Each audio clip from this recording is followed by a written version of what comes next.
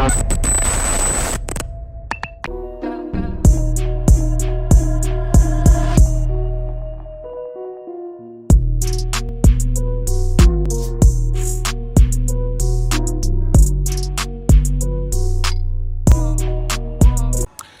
and gentlemen, welcome, and I'm back with another episode. This is Titandala, the podcast. My name is Charlie, and thank you so much for joining me, and thank you so much for liking, subscribing, and following the show. Like every other week, I bring you one of most talented singers, songwriter, actor, fashion stylist, brand ambassador. Man, how much shit is you on?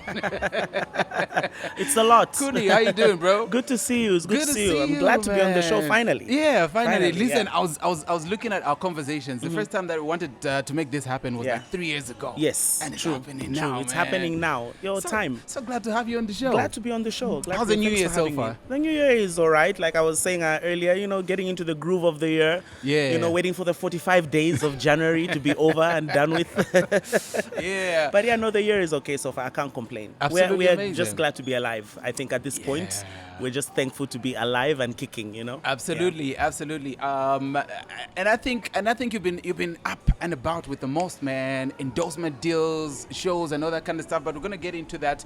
I just want to get to from the beginning, man. The beginning. Yeah. Yeah, it feels like 600 years ago. Yeah, When were you born? Where did you grow up from, man? Well, I was born here in Lusaka. Yeah. Some 30-something years ago. Uh-huh. I was born right here in Lusaka, and I was raised here for the first 12 years of my life, and then I moved to Kenya. Oh, yeah. I moved to Kenya with my dad, who was working for Kenya Airways at the time. Right. So I moved to Kenya, and I spent 10 years in Kenya. Came back to Lusaka. This was 1999. Came back to Lusaka 2008, 2009. Yeah. And I was just on the verge of completing my university education. Actually finished my uni here. Oh, yeah? Yeah, and I've been here since then. Well, in and out of the country for a few short sabbaticals. Yeah. Spent almost a year in Cape Town. Spent a year in India. Working. I studied mass comm, so I started working for a production company. When I finished university, Lawrence Thompson's production company, Location Challenge, and that's how I got an endorsement from him to join another company in Cape Town that had worked with Location Challenge here in Lusaka. I was working on a shoot with them, and they were impressed by my work, so they invited me over, gave me a contract to work with them for some time. This was like 2010 or 2011, 2010 I think it was. Oh, yeah? Yeah, the World Cup year. I remember being in South Africa during that time. Oh, that was an a exciting crazy time to be in South Africa. It was a very exciting time. Yeah, because you it's could like even the feel whole world was in South Africa. Yeah, I could feel the vibrations from over here. I'm like, telling wow, you, it's yeah, going down it was a good time. So Did I you check out any of the matches? I actually didn't, though. Not even one. That stuff was expensive, bro. I remember people were complaining. They're like, Yeah, the tickets, dude, bro, like we're like the African, tickets. though. Yeah. Can you give us a break here? Yeah, no, but I was within the vicinity of all the activity and the excitement surrounding that time. Yeah, Right. Yeah, I did a lot of bar hopping. Yeah, amazing stuff. I was reading.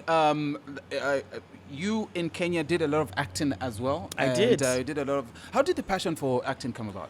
Well, I think growing up, I was a very, very active child, running around all the time, never sitting still, always playing and creating scenarios. And then I think at some point my mom was like, no, I don't think this is like too much activity. I think we have like a talent here. Yeah. So that's how I started singing. I used to sing. I started singing in church. Did a lot of church plays, the Christmas plays and stuff like that. A lot of school plays. So I was very involved in singing, dancing, acting, the works. Yeah. And when I moved to Kenya, when I finished high school, I got involved with a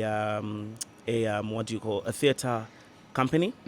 I got involved with a theater company, and I actually took a year off before going to university. I had to convince my dad, who was like, you're gonna go to uni now and do your thing. And I was like, no, I wanna get into acting. I want to get into theater. I want to get into music. I want to get into dance. Yeah. And I said, I want to join this production company. I want to join this theater company and work with them and hone my skills. So if you let me do this for a year, I promise once that year is up, I'm going to uni. Yeah. And that's exactly what I did. So He I did actually a lot allowed of, you. Yeah, he did. He did. Yeah, he was like, Supportive, eh? a year, that's it. He was actually timing. He was like, okay, it's like 1 more month to go. Have you found a uni? Do you know what Yeah. you're gonna study? But I was in formation. Yeah. We worked very well like that. So I did hone my acting skills, my dancing skills, my singing skills. I did a lot of musical theater. Yeah. Yeah, I did a lot of musical theater. So for that year, and then I think it was 2007 that I auditioned for Idols in Yeah. Kenya. Idols came around. There was the East African version of Idols at that Idols, point. yeah, at the time. It was like East and Southern Africa.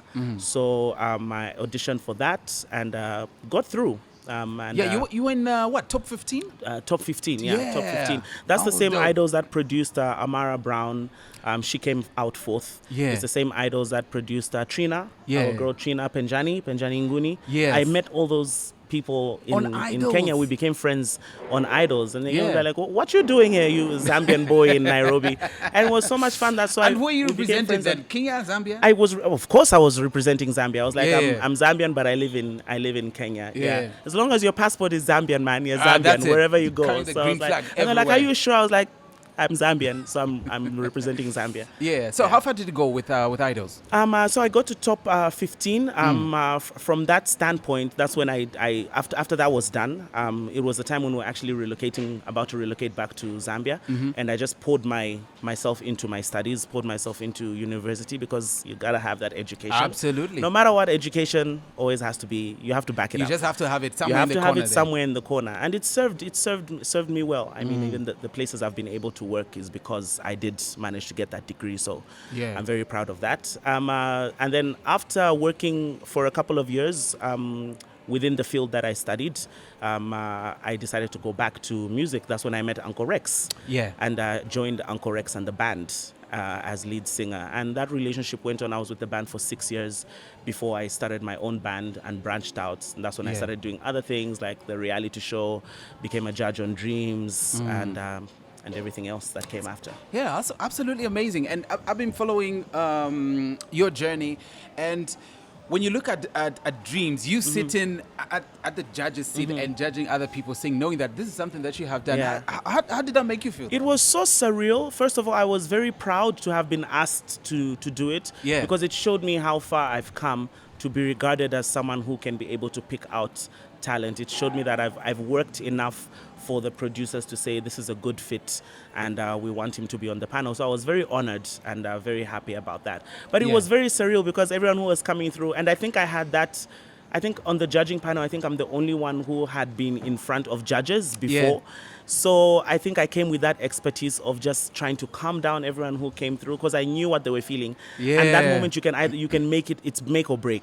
Yeah. You know, your nerves can get the best of you and you ruin it. I've seen good singers not make it on a Exactly. competition, And but it's go because you another have that one shot and then you're like, because you're so nervous. So my thing was always like, I was a critical judge. Yeah. Very, very critical because I know my music and I'm like, if something sounds off, then it's off. Yeah. I was very critical and hard in that respect, but also I think I brought to the table that, like, don't worry, it's just us, calm down, you can do this, you've got this. Yeah. So, yeah, it was fun. That was really fun. Which performance actually still stands out for you in that competition? There's a performance that stands out for me. I think it was, I've forgotten what stage it was, when one of the contestants, I think Christine was her name, sang a Whitney Houston song. Yeah. I'm a sucker for Whitney Houston. Yeah.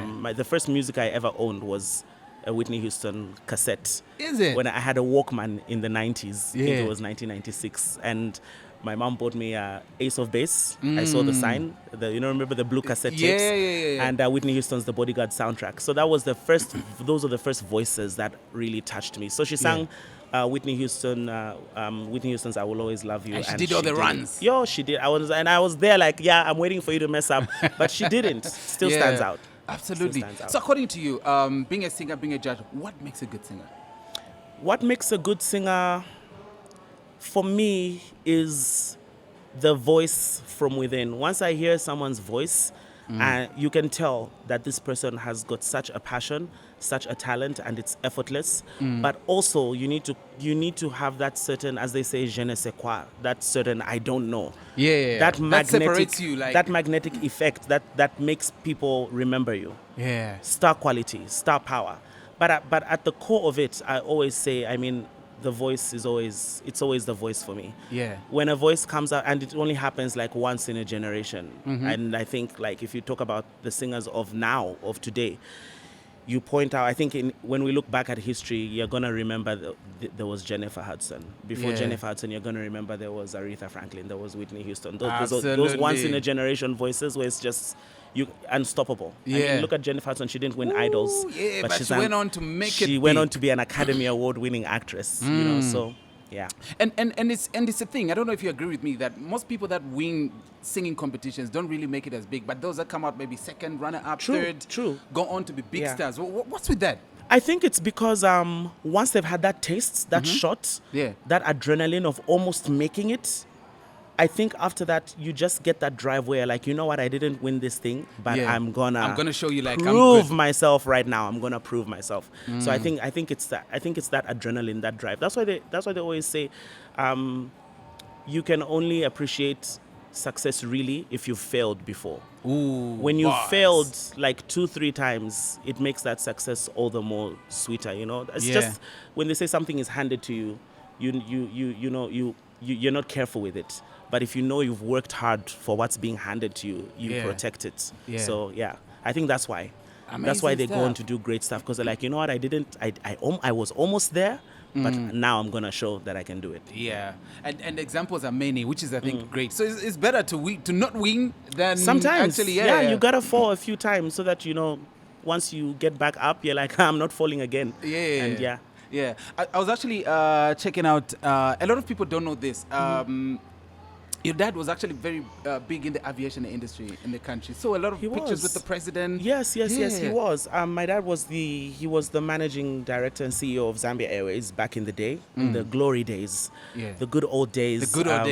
Yeah, he was made CEO and managing director by the then president KK, Kenneth Kaunda. And he had a very special bond with KK because he was in ZAF before that. He was in the Air Force, one of the youngest jet captains in the Air Force. And then when he retired, he decided to go into commercial aviation. So he went to study to become a commercial pilot and became a commercial pilot. He was a first captain, then a captain in Zambia Airways, and then eventually rose to the ranks of MD and CEO at the age of 36. Wow. 30, I think he was 37. He was about 37 years old. So when I look back at his career, and I'm like, he achieved so much as a young man, at such a young age. Before his 40s, he had already achieved so much. And he ended his career. When he ended his career, he had been flying for almost 50 years. If you add the commercial years and the ZAF years, almost 50 years of aviation. Wow. So yeah, he was a pretty cool guy, and always a good. He was my first role model, honestly. How did he never influence you to do what he did? I don't know. You know, my dad had 9 kids and 3 stepkids. Big family, 12. Big family, And no one actually went into aviation, and I wonder why. But at the same time, I think it's a testament to his character, where he always supported us to excel in what exactly we wanted to do. He was never one to force you and say, you're going to do this, you're going to do that, you have to live up to this, He wanted everyone to shine in their own right. Which is why I actually don't talk about him a lot, not because I don't want to, but because I'm one of those people who I would never want to receive anything because of my dad, because of the association so of the now name. You're under the shadow. I'm under that shadow. I don't want to be. I didn't want to go into the world as that's Captain Mulundika's son. You know, so this is what he deserves. I wanted to go into the world as Kuni. And on my own terms, and whatever I'm gonna receive is gonna be because of my own hard work, not because anyone thinks I deserve it. You know? So and that's how he raised us, to be your own person. That's Actually, amazing. I have friends in Nairobi who I went to school with. My friend Addis Madoka and my other friend Sam. We were in the same class. And they loved my dad so much. Like he was like their hero, and I was like, Like, dude, he's not a celebrity. And they're like, Yeah. oh my goodness, they would literally stand at attention when my dad comes to pick us up, and they would always want to know about aviation, and they were like, we're gonna be pilots. Yeah. We're gonna be pilots. We wanna do what Kuni's dad does. We're gonna be pilots. Today, as we're sitting here, Addis is a pilot. Wow. And Sam is a pilot as well. Great inspiration. It gets to tell a lot about They actually what a said, man he was. they told my dad, we're gonna become pilots. We're gonna be captains as well. Yeah. And they are. Shout out to them. Amazing stuff. One time I walk into studio, I went to visit Kekero, and I listened to a house song by Anchor Rex, and there's somebody singing in there. That was my first time listening to you. Oh, okay. I just went, hey, play that.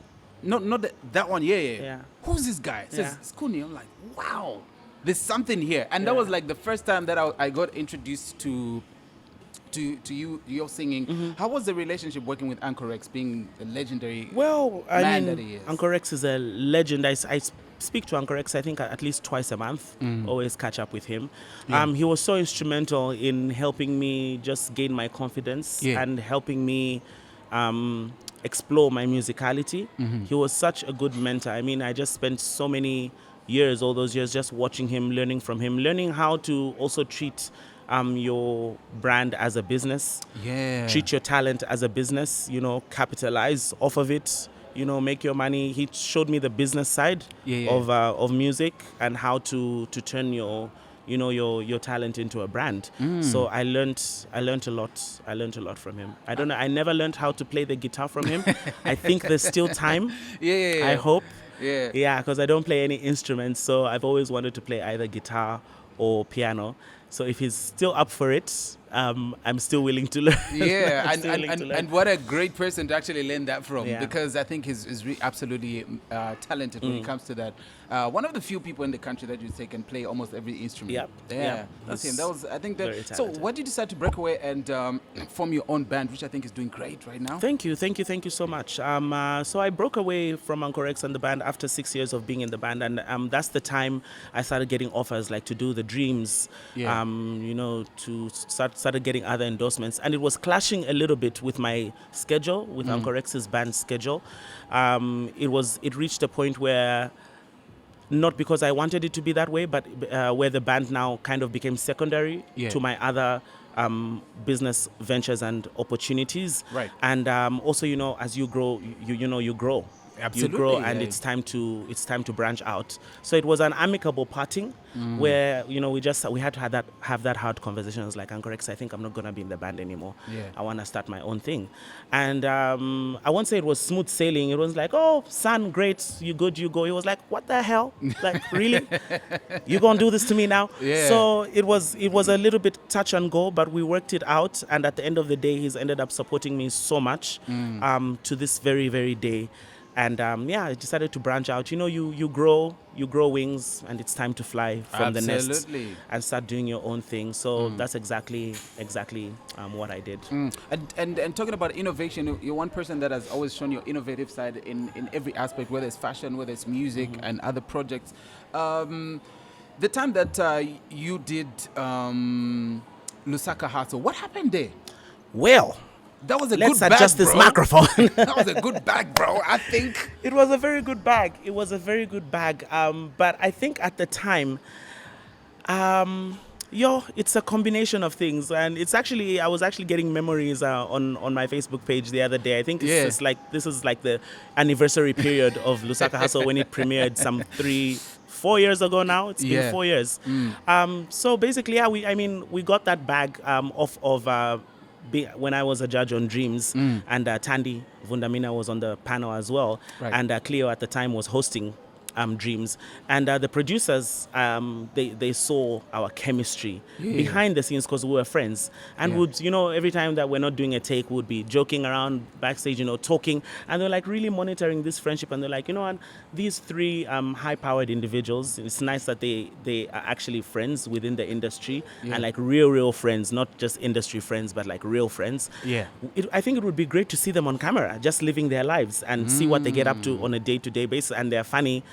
and they have all these situations that happen to everyone Yeah. in everyone else's life, and I think it would be nice for people to see celebrities, quote Yeah. unquote, just going through life as normal as everyone else's life is. Yeah. So that's how they gave us a show.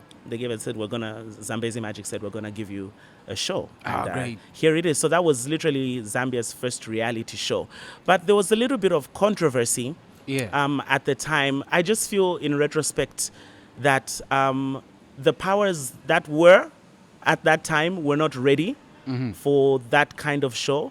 Yeah. And, for one reason or the other, things just started getting blocked from left, right, and center, to the point where the show ended up being cancelled. And for a show to be cancelled, a show that is being run by a production that is very big throughout Africa, to be cancelled, then you know that directive came from the very top. Somewhere. It came from the very, very top. So it is what it is. It happened, and it was done. It was unfortunate. I was actually depressed for quite a while. Yeah, because you were the one who was in the spotlight. I'm the one who was in the spotlight. Yeah? Yes, I was.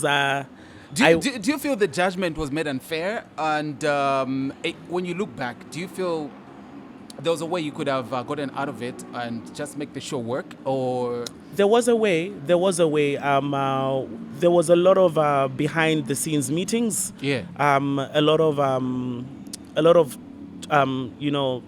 crisis talks about how to save the show, how to change it, how to make it more palatable for the masses. But like I said, these directives that came from the very top, they were determined. It's very difficult. And I think at the end of the day, there may or may not have been other politics involved. But when you look back at the timeline of how things happened, you can tell that there were probably like 2-3 people who were like, this is not gonna fly, and we don't want it. We don't want it to fly. And they had the powers to cut it down, which they did. But I'm still proud of the work. I'm proud of the work we did for Lusaka Hustle. We shot 13 or 14. We shot 14 episodes. Yeah. We shot an entire season in the space of 3 months, and we worked so well. It was lovely working with an experienced team.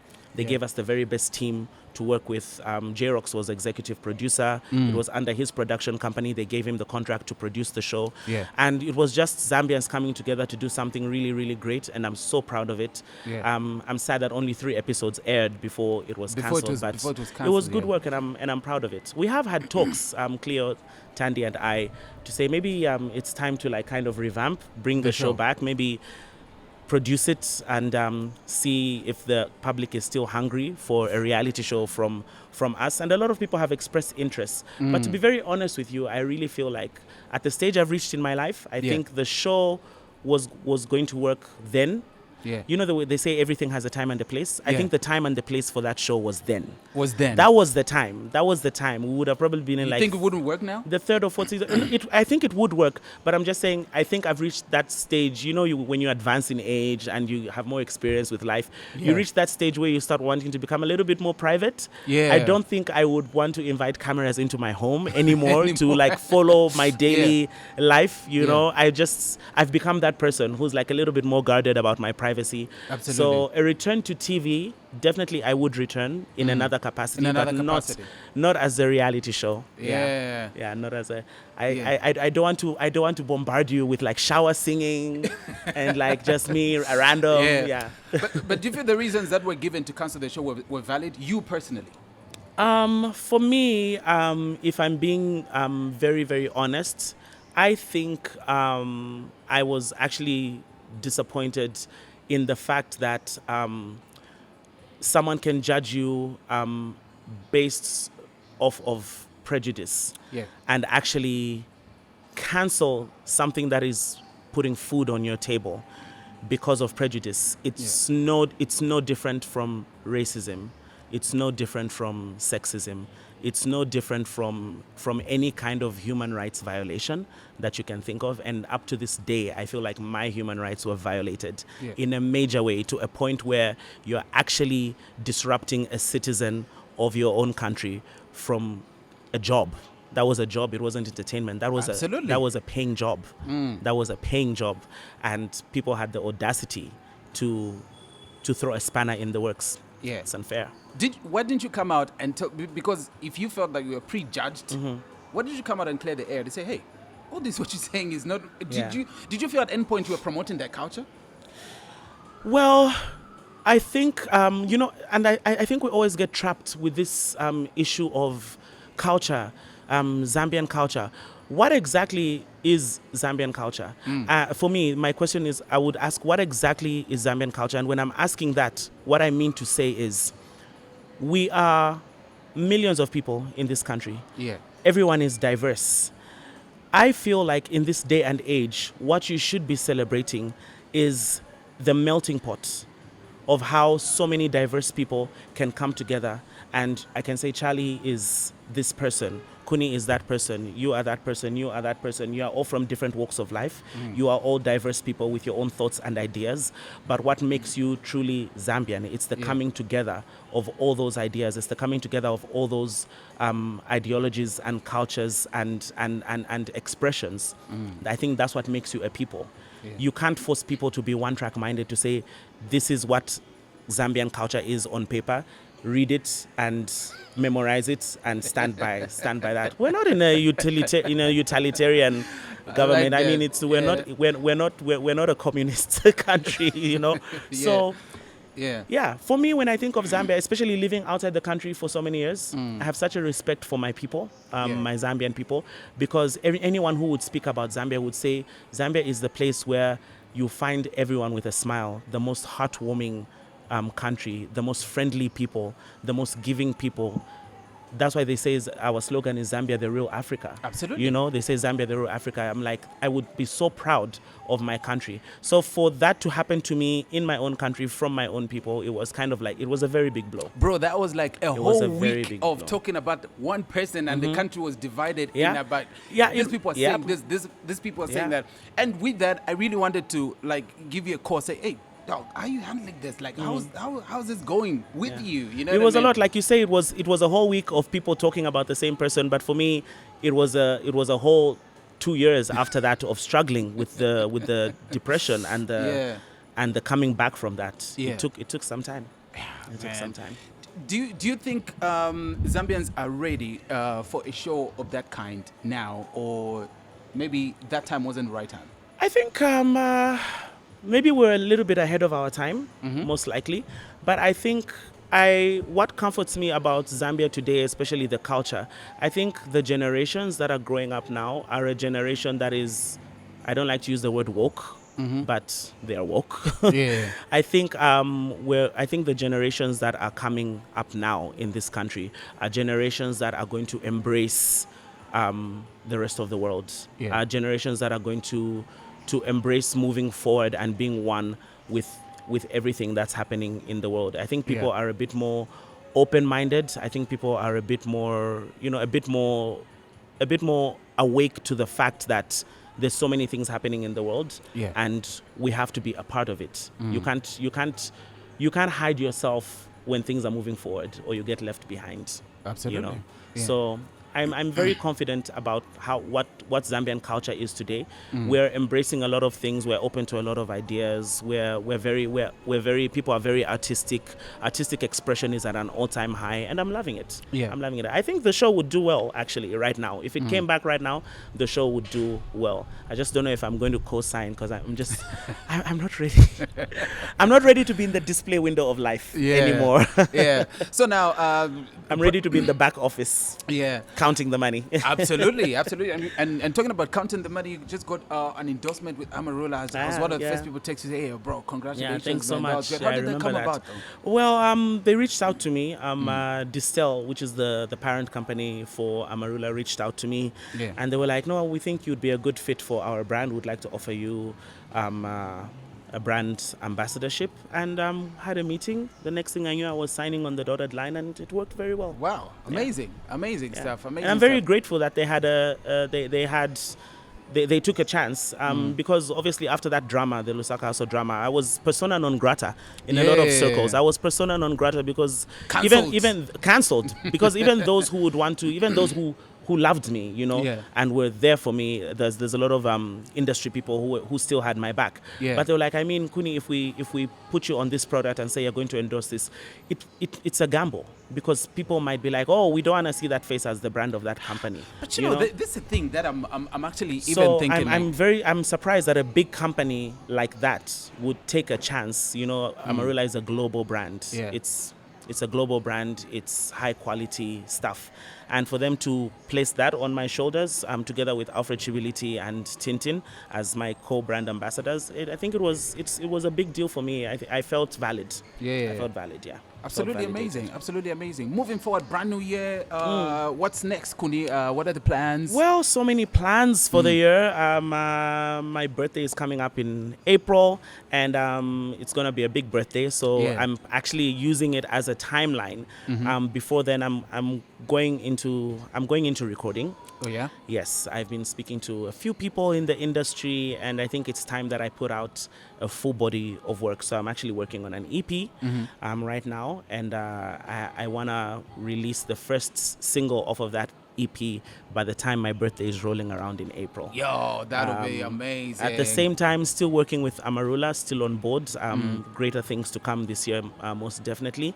And still have my band is growing. My band is doing good. We have a number of shows coming up starting in February. This is our period of rest. January is like rest period. So I'm actually I'm in rest. That's how I was able to do the interview, because I was like, now I'm not doing anything. I'm at home. I'm chilling. This is because everyone's holiday period is October, November, December. That's when things are happening. People are going on holiday. People are winding down the year, and that's my busiest time, because that's the time I'm performing for y'all who are trying to chill. So when January comes about and you guys are back to work, that's when I take a holiday. So amazing stuff. That's what I've got planned for the year so far, and you'll be hearing more as we go. Yeah, you never know who's gonna call for a bag even tomorrow. I'm telling you, because I think Amarula I'll keep you updated. I'll keep you updated as the year goes. Absolutely definitely amazing. Great things to come. Absolutely amazing, man. Thanks so much for coming on the show, man. Thanks so much for having me. Making time for us, man. Anytime. And just wishing you all the best in everything that you're doing this particular year, and keep shining, bro. Thanks so much. You too. Yeah. All right, ladies and gentlemen, that was my guest for this week. I've been talking to Kuni. We'll be back next week. It's been Charlie. Till then, it's bye for now.